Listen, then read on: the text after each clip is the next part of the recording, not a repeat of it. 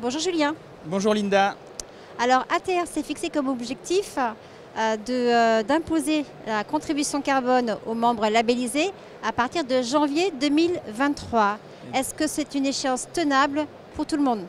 Alors déjà, il y a plusieurs membres d'ATR qui honorent cet engagement depuis de nombreuses années. C'est le cas de Voyageurs du Monde, Double Sens, La Balaguer.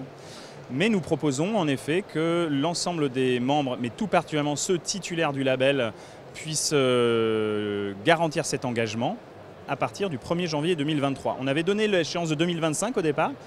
Donc, il y aura probablement un peu de tolérance dans l'application de ce critère pour les membres qui auraient des difficultés à l'assumer dès 2023. C'est l'audit 2024 qui fera foi.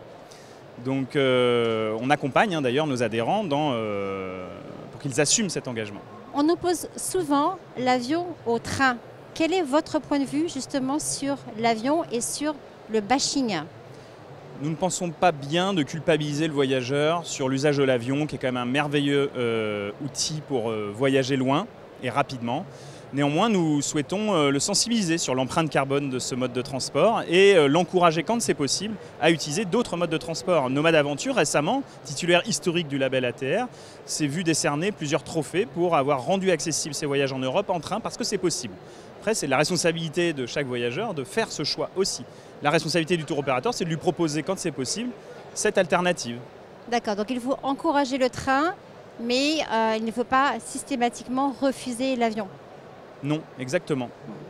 Dernier point, nous avons évoqué avec Caroline Mignon d'ATD l'idée du pass carbone.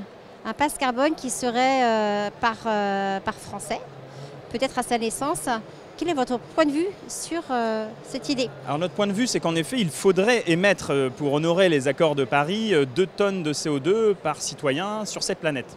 Alors qu'on est à peu près à 9 ou 10 tonnes. Hein. Voilà. Un vol Paris-New York aller-retour, c'est déjà 2,5 tonnes, hein, donc c'est problématique. Nous, on invite les voyageurs et les voyagistes à raisonner à l'échelle de plusieurs années, voire à l'échelle d'une vie.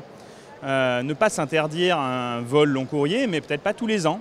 Le voyage doit redevenir exceptionnel, rare, dans tous les sens du terme, très qualitatif. N'oublions pas que beaucoup de destinations se sont développées grâce au tourisme et comptent sur le tourisme international pour se développer. D'accord, donc le pass carbone, bonne ou mauvaise idée? Pass carbone, plutôt bonne idée. Reste à en dessiner les contours. Oui, difficile. Oui, et c'est de la responsabilité à la fois des pouvoirs publics de mener ce combat. On est prêt à le mener avec eux, mais ça ne va pas être très simple. Et puis la question qui se pose, c'est est-ce qu'on hérite de l'empreinte carbone de nos aïeux? Nous sommes un pays qui voyage depuis longtemps. C'est un sujet qui mérite d'être travaillé collectivement. Est-ce qu'on hérite et effectivement, est-ce qu'il peut y avoir aussi une vente, entre guillemets, de quota carbone à une autre personne? Enfin, le projet, en tout cas, s'il existe un jour de passe carbone, soulève beaucoup de questions. Oui, n'oublions pas qu'une grande partie des habitants de cette planète ne voyagent pas et quand ils voyagent, ne prennent pas l'avion. Donc il y a aussi plein d'autres manières de voyager et l'enjeu, c'est aussi de rendre accessibles les vacances et le voyage au plus grand nombre, sans forcément utiliser l'avion, en tout cas dans les prochaines années, parce qu'on n'arrive pas à le décarboner. Mais on a beaucoup d'espoir pour, dans quelques dizaines d'années, pouvoir voler propre. Très bien, merci beaucoup Julien. Je vous en prie.